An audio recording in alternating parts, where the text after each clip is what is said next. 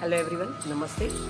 આજે મારે વાત કરવી છે સ્પેશિયલી મેન્ટલ પીસ માટે, જે આગળ પણ આપણે વાત કરી હતી.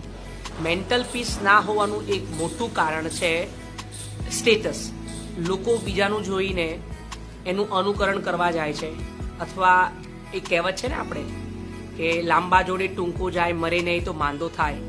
એ બીજી પણ કહેવત છે કે જેટલી ચાદર હોય એટલા જ પગ આપણે લાંબા કરવા જોઈએ.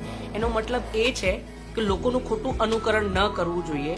મારા મંતવ્ય પ્રમાણે અને મારો જે અનુભવ છે એ પ્રમાણે, અને જે પેરેન્ટ્સ અને વડીલોએ જે આપણને શિખામણ આપે છે એ પ્રમાણે, ખોટા સ્ટેટસમાં ન જતા આપણને અનુકૂળ હોય એવું, આપણા પરિવારને અનુકૂળ હોય એવું જીવન જીવવું જોઈએ.